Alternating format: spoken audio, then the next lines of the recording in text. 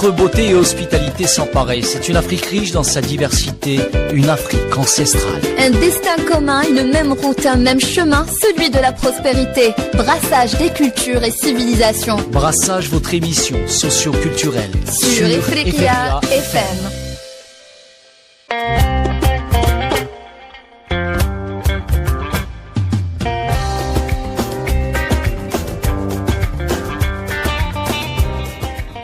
Mesdames, Messieurs, bonjour et bienvenue dans Brassage.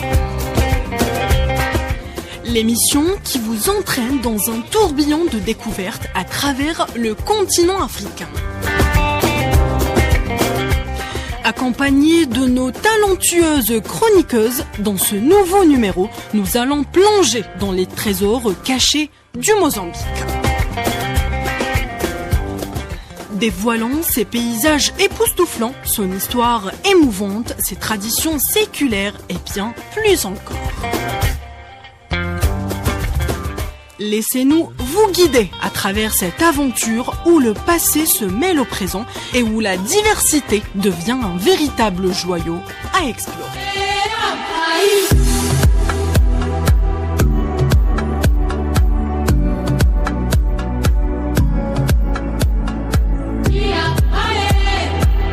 Ifriqiya FM, votre chaîne africaine, une radio faite à 100% par les Africains, pour les Africains, la voix de l'Afrique.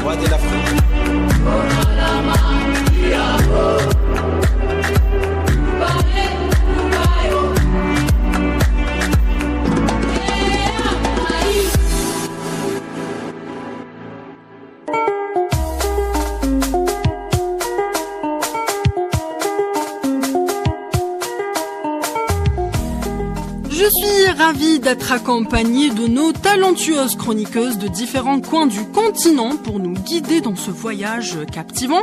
Un petit tour de table avant de commencer. Adiara Sogodogo, tu viens du Mali. Bonjour Adiara. Bonjour Orania et bonjour chers auditeurs. Merci pour l'invitation. Merci Adiara. Karen Novele du Mozambique. Bonjour Karen. Bonjour Rania, bonjour chers auditeurs.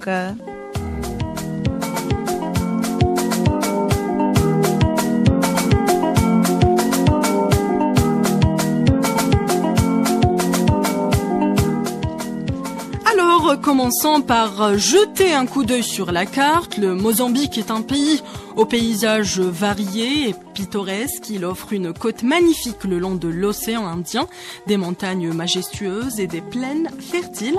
La longue bande côtière attire les amateurs de plages de sable blanc et de récifs coralliens, tandis que les montagnes de Manica ainsi que la chaîne de montagnes de Chimanimani offrent des panoramas impressionnants pour les randonneurs et les amoureux de la nature. Les fleuves, notamment le Zambèze qui traverse le pays, et les lacs comme le lac Malawi apportent une richesse écologique considérable. Les parcs nationaux et les réserves naturelles préservent la faune et la flore diversifiées, faisant de cette nation africaine une destination idéale pour les amoureux de la nature et les voyageurs en quête de découvertes géographiques remarquables. N'est-ce pas Adiara? Oui, exactement Rania. La République du Mozambique est un État situé sur la côte orientale du continent africain. Il est entouré par l'Afrique du Sud et Madagascar, les Comores, le Zimbabwe, la Zambie, le Malawi et la Tanzanie. Donc il est quand même entouré de plusieurs pays africains, on va dire. La capitale et la ville la plus peuplée du pays est Maputo. C'est ça Karen? Je sais pas si je prononce bien. Le Mozambique est le deuxième pays lusophone d'Afrique après l'Angola par sa population et par sa superficie. Il dispose d'un littoral de plus de 2000 kilomètres sur l'océan Indien. Le pays est une immense façade maritime de l'Afrique australe. Exactement, Adira. On dit que l'histoire d'un pays est la clé pour comprendre sa culture. Karen, tu vas nous donner un aperçu de l'histoire riche de ton pays, du Mozambique. Oui, c'est vrai. Bon, c'est un plaisir de parler de mon pays. Et vous conter aussi un petit peu l'histoire du Mozambique. C'est vrai que l'histoire du Mozambique est documentée déjà depuis le siècle X. Dixième siècle. Voilà, depuis le Xe siècle. Quand un voyageur arabe, qui s'appelait Al-Mousadi, il a découvert qu'il avait une importante activité commerciale. Oui, exactement. Exactement. Ah oui, donc il avait découvert cette activité commerciale importante aux côtés du Mozambique, l'ancien Indien, quand même, dans la province de Sofala. Donc je voulais juste ajouter aussi que notre pays est divisé en 3 régions: le nord, le sud, le centre et le sud. Il y en a 11 provinces en Mozambique. Très, très belle province quand même. Donc, on a aussi après le moment de la colonisation, c'était à partir du XVIe siècle qu'on a été colonisé jusqu'à 1975 pour les Portugais. Et c'était un moment marqué par l'exploitation des ressources naturelles aussi. Je parle aussi de l'ivoire, l'or aussi, des ressources minières et naturelles. Voilà, c'est ça. Et aussi la discrimination aussi raciale. On a passé ces moments-là de décolonisation. Comme partout en Afrique. Oui, exactement, comme tous les, pratiquement, les pays colonisés. Oui. Exactement. Et après, on a commencé la lutte de libération nationale qui a duré à peu près 10 ans, jusqu'à son indépendance, que c'était le 25 juin de 1975. Oui. À notre point vraiment clé dans notre histoire, c'est le moment de la guerre civile qui s'est passée au pays de 1967 à 1992. 92, exactement. Voilà. C'était un moment vraiment difficile. Nos parents, voilà, nous racontent que c'était un moment difficile, que c'était un moment vraiment de guerre, chez nous. Dans notre pays, voilà, de massacre dans notre pays. Et voilà. Et ensuite, le pays a entrepris une période de reconstruction et de développement économique, tirant parti de ses ressources naturelles et de son littoral magnifique pour stimuler la croissance. Donc, on peut dire que l'histoire du Mozambique est un témoignage de la résilience du peuple mozambicain et de sa capacité à surmonter les épreuves pour construire un avenir meilleur.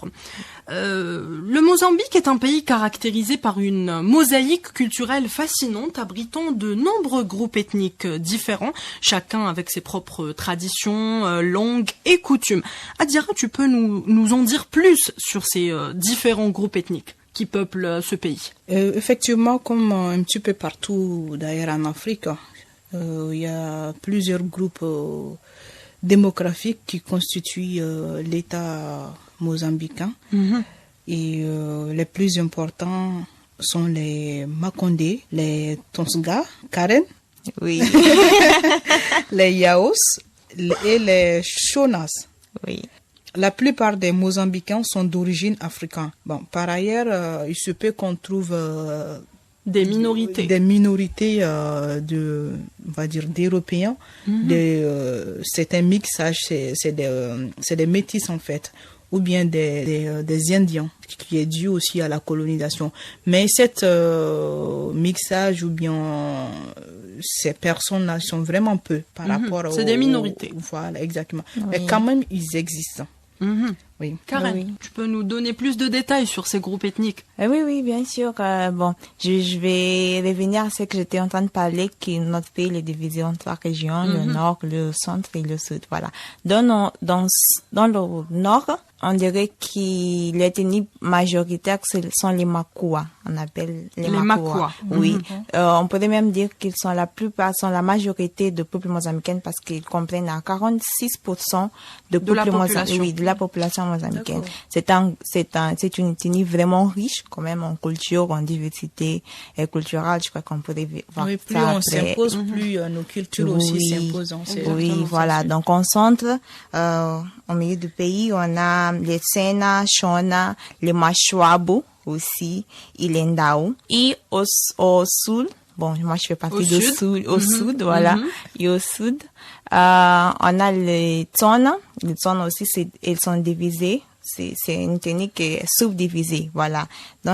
Dans ces ethnies, il y a le Chopi, il y a le Bitonga, Matswa, Ronga, Shangana. Il y a une autre chose intéressante quand même de ces ethnies, que la plupart des ethnies quand même, le nom de sa langue parlée, c'est le même c'est le même de nom son groupe ethnique. de son groupe ethnique. Donc c'est facile à dire que voilà, si je suis du groupe ethnique Chopi, ça veut dire que je parle Chopi. Justement, Donc, on dit que les langues sont le reflet de la diversité culturelle et le Mozambique est un pays multilingue avec de nombreuses langues parlées. Oui. Et quelles sont les langues les plus parlées au Mozambique, Karen? Ça aussi, ça dépend des régions. D'accord. Ça dépend des régions. C'est vrai qu'au Mozambique, la langue officielle, c'est dans le tout portugais. Pays, c'est le portugais. Voilà. Exactement. On étudie en portugais. Il y a l'anglais aussi.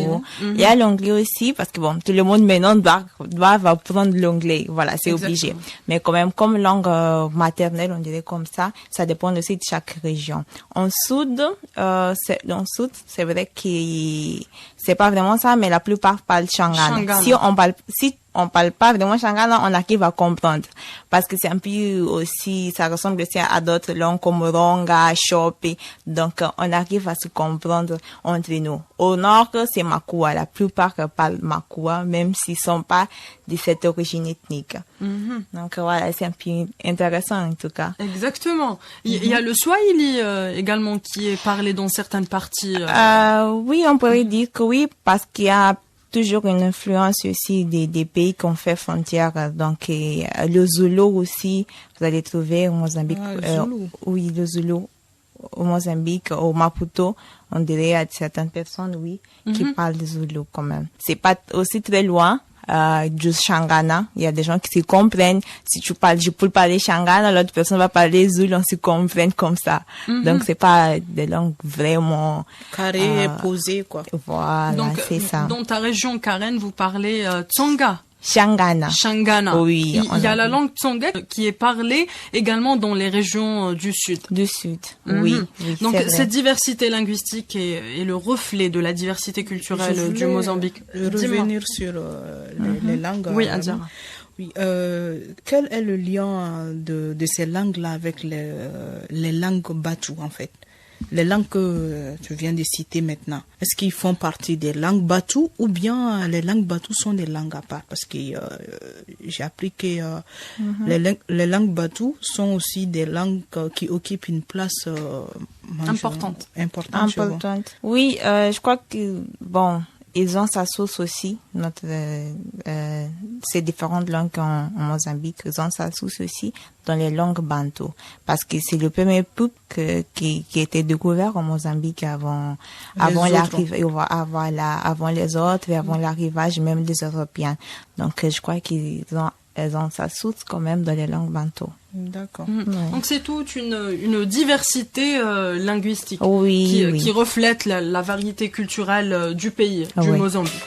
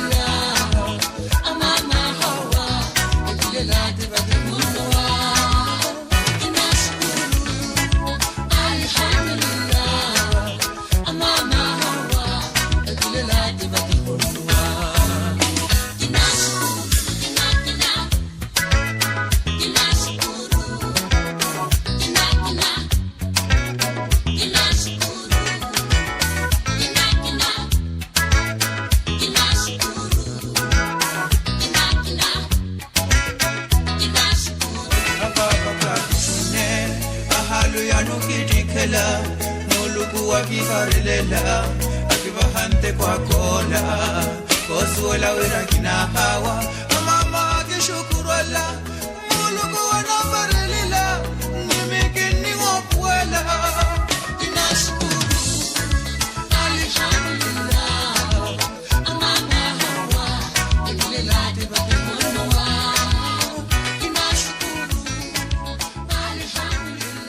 Passons maintenant aux traditions culturelles qui sont au cœur de toute société, et c'est le cas au Mozambique. Karen, quelles sont certaines des traditions culturelles qui marquent ton pays? On n'a pas vraiment beaucoup de traditions, mais on a vraiment des traditions qui sont spéciales pour nous. Il y a des cérémonies de passage, qu'on appelle ça, que ça se fait aux jeunes filles, aux jeunes garçons, quand ils arrivent à l'âge adulte, quand ils passent à la phase adulte de sa vie. Donc, ça se fait beaucoup plus au nord du pays. Au sud, c'est pas vraiment. C'est un sort d'initiation. Ça se fait beaucoup plus au nord. Et on a aussi ce qu'on fait beaucoup plus au sud, que c'est ma partie quand même, c'est le lobolo. C'est le mariage traditionnel. Ça, on appelle le lobolo. C'est presque la même chose que ça se fait en Angola. Ils appellent ça alambamé tous. Si je ne me trompe pas. C'est le mariage traditionnel. C'est au moment qui la famille de jeunes garçons va aller frapper la porte de la famille de la jeune fille. C'est une fiançailles pour demander. Pour demander. Pour demander sa main et tout. Ils amènent aussi leur dot et quand même il y a des choses qui ça peut pas manquer. Voilà, ça dépend quand même des négociations que ça se fait entre les familles, mais il y a toujours des cadeaux. Et j'ai entendu dire que ça dure. Oui, le mariage. Les négociations. Oui, ça peut durer, oui, parce qu'il y a des familles qui sont un peu dures, des familles qui sont, voilà, très, très traditionnelles, et ça dépend de ce qu'ils vont demander. Il y a des familles qui demandent beaucoup de choses, qui disent non, notre fille est notre joyau, donc il faut aussi beaucoup investir dans ça.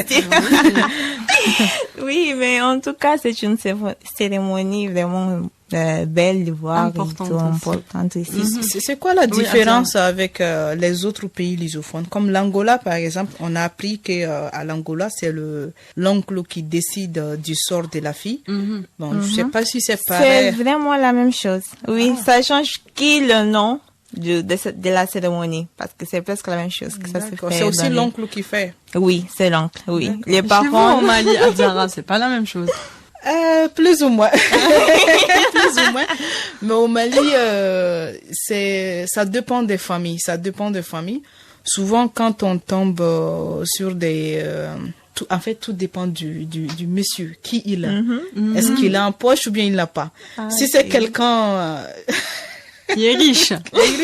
On va pas faire beaucoup de protocoles, généralement. Mais souvent aussi, parlons sérieusement, souvent ça dépend de la personne, le marié. Est-ce qu'il est digne de la fille? Pas financièrement. D'accord. Mais côté respect, valeur. Exactement, valeur. Est-ce qu'il peut, il va pas déshonorer la fille après l'avoir mariée et tout. Souvent, il y a des parents même qui se déguisent en détective privé, hein, ils vont enquêter sur le mari sans qu'il le sache, et ça va dans ce sens-là. Mais toujours, ça tourne autour des oncles. Le papa, il va plus ou moins donner quelques mots et tout. Les tontons et les tantis. D'accord. Oui. Donc c'est des traditions qui se varient d'une communauté à une autre. Passons maintenant à l'art culinaire. La cuisine mozambicaine est variée. C'est un mélange d'influences africaines, arabes, portugaises et indiennes. Karen, quels plats typiques peuvent-on trouver au Mozambique ou ne pas rater? Bon, on a plusieurs, mais ce que vous pouvez pas rater, si un jour c'était au Mozambique, c'est matapa. On appelle ça matapa. Et c'est quoi? Normalement, matapa, c'est un plat traditionnel, n'est-ce pas? Oui, c'est ça. C'est un plat vraiment traditionnel chez nous. Il est fait à partir à base de feuilles de manioc pilées. Donc, normalement, on accompagne ça avec des poissons, des crevettes et tout, parce que les poissons, les fruits de mer, c'est presque la base de notre alimentation au pays, non? À cause de cuite. On est privilégié, non? À cause de l'océan Indien. Donc, la mer. Donc, voilà. Les poissons et les fruits de mer, c'est souvent dans nos plats C'est la en base. Mozambique. C'est la base en Mozambique. On accompagne ça avec le riz, la salade. Les Mozambicains, des autres nationalités me disent toujours que les Mozambicains aiment trop manger la salade. Je dis, ok, oui, c'est vrai, parce que en presque tous les repas, oui, la salade verte. En presque tous les repas chez nous, on a toujours la salade. Donc, c'est ça, c'est un peu ça. Beaucoup de poissons, beaucoup de poulet aussi. On a là un poulet que vous pouvez pas rater. Il s'appelle poulet, en portugais on dit galinha zambésiana. En français, je dis poulet à zambésiane. Zambésiane, c'est une wilaya du Mozambique. Elle se fait à base du lait de coco. C'est super. C'est délicieux. C'est j'ai l'eau à la bouche. voilà. Et toi, Adiara, est-ce que tu as une idée Bon, sur la cuisine mozambicaine, je pourrais citer. En fait, il faut savoir que ce soit la Mozambique en tant que telle et les pays limitrophes, l'un s'influent. En fait, les cuisines sont tout le temps influencées soit par la colonisation ou bien les pays limitrophes. Exactement. Donc, ce que je peux ajouter, c'est les chima. Voilà. Le chima est un plat déjà originaire de la Zambie à base de farine de maïs qui se présente sous forme de purée blanche. Il est consommé dans toute l'Afrique, en particulier à l'Est en Zambie, à Malawi et au Kenya, Mozambique aussi. C'est ce que je disais en fait. Quand je dis l'Afrique, c'est vraiment l'Afrique. Parce que en m'entretenant avec Karen, je me suis rendu compte qu'en fait, que nous aussi, on a ce plat au Mali. Mais on n'appelle pas le chima, on appelle le tau. Mais quand c'est avec la farine de maïs, on le dit kabato, c'est-à-dire en bambara, farine les boules de maïs, quoi. D'accord. Donc, mais on n'a pas les mêmes appellations. Jusqu'à ce qu'on en discute, je me suis rendu compte que c'est la même farine en fait. Je peux également ajouter les délélés ou derel, qui est un mets que l'on trouve dans toute l'Afrique australe. Le nom de ce plat vient également de la plante. Oui, en fait, en réalité, c'est un plat au gombo. Qui s'appelle gombo, c'est ça? Oui. On peut le sécher ou on peut le cuire frais. En fait, je me suis rendu compte en m'entretenant avec Karen que nous aussi, on a au Mali. On a le gombo. En fait, on l'appelle le gan au Mali. Je pense que ça existe également. Le gan. Ça, c'est en bambara. Chez eux, c'est délélé. Oui, on peut l'appeler kiabo. En portugais, c'est kiabo. Voilà. Oui. Il existe aussi en Algérie, on appelle ça le molokhia. Oui, exactement. En arabe, on appelle ça le molokhia. Voilà, vous voyez comment la diversité, on va dire la complicité. Exactement. Découvrons maintenant les destinations incontournables du Mozambique. Karen, le pays regorge de trésors à découvrir. Quels sont selon toi les lieux que tout voyageur devrait visiter dans ce magnifique pays? Bon, dès qu'on arrive au Mozambique, on passe par l'aéroport international c'est à Maputo, c'est la capitale. La capitale. Oui, la capitale. Donc, bon, c'est une partie aussi que vous devez visiter. En tout cas, vous êtes obligé. Bon, je dis Maputo en général. La capitale, oui. Parce que c'est à partir de là-bas qu'on arrive, l'aéroport international. Il est à Maputo, donc. Ça dépend, moi, je vais aller par mer, hein. Il y a la mer ici en Algérie, je pars par nage. Pourquoi pas. Mais Maputo, il y a le port aussi. Oui, c'est une ville vibrante avec une architecture coloniale, des marchés animés, des restaurants et une vie nocturne dynamique, à dire. Oui, il faut pas rater ça. À la nage, je m'en vais. Donc voilà, à Maputo, vous pouvez visiter plusieurs endroits. Un de ces endroits emblématiques, je pourrais dire que c'est la Casa de Ferro. La Maison du Fer est un bâtiment emblématique, oui, qui témoigne aussi, qui a témoigné la phase coloniale qui s'est passée au pays, au Mozambique. Et aussi, sa conception, il était fait pour Gustavo Eiffel, le même architecte, oui, de Torre Eiffel. Donc, c'est une maison vraiment faite à fer forgée On dit comme ça. Toute la maison, elle est en fer. Donc, c'est vraiment intéressant d'aller là-bas visiter. On a aussi le musée qu'on appelle Caminhos de Ferro, qui, en français, la gare de Maputo, on dit comme ça. Et aussi, c'est un musée, quand même, c'est un joyau historique et culturel, parce que aussi, c'est un exemple remarquable de l'architecture portugaise. Donc voilà, c'est un musée qui quand même il y a des photographies, des photos, il raconte des histoires du pays quand même, dans la phase coloniale aussi, dans la phase actuelle du pays quand même. Adiara, le pays regorge également de magnifiques sites touristiques. Moi, ce que j'ai retenu de tout, c'est de la panoplie que Karen vient de citer. Je voulais dire ce que je vais ajouter. C'est la mosquée sur l'île du Mozambique. Oui. C'est vraiment impressionnant. Imagine, tu sors, tu vois juste la mer à côté. Voilà, c'est magnifique. Nous avons aussi la cathédrale de Maputo. Elle est impressionnante aussi. Elle est vraiment imposante. Il est impossible de la louper de passage. Donc c'est des lieux et sites touristiques qui vous permettront de découvrir la beauté naturelle, la culture. Sans oublier les plages. Oui, merci. C'est vrai, merci Adiara. Et vraiment, il faut pas oublier les plages parce qu'au Mozambique, on a vraiment de belles plages. À Vilanculos, Tofo, la plage de Wimbi aussi. J'ai même vu qu'il y a des arbres qui sont au milieu de la plage. Oui. Comment ça s'est fait, ça? C'est une île. C'est voilà. Alors c'est ainsi qu'on arrive les filles à la fin de cette première plongée au cœur du Mozambique. Nous espérons que vous avez savouré chaque instant de cette découverte captivante. Le Mozambique, riche de son histoire et de ses saveurs, continue de nous émerveiller. Préparez-vous pour la suite car la deuxième partie promet encore plus de surprises et de révélations sur ce pays envoûtant.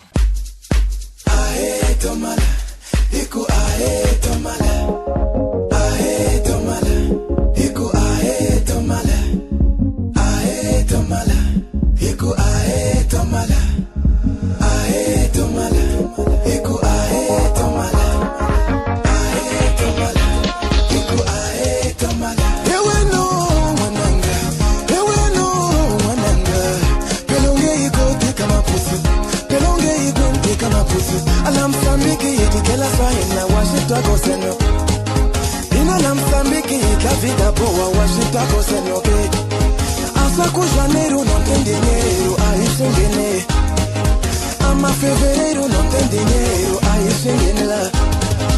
Itigela Shikuduna, Itira Shingwane, Washington Coseno. Ina itigela Timanina, Ngena Chingwane, Washington Coseno, okay. Tubuka Vasatu Vaino, Awani Kushanga ke. Itirikane no, Namuta Saitikane, Itikisanje. Mafanjara, I'm Sakazi, I'm Mafanjara, I'm Sakazi, Toma, ahe, Toma, Eko, ahe, Toma, ahe, Apanya, Toma, ahe, Toma, Eko, ahe, ahe, wena Toma, ahe, Apanya,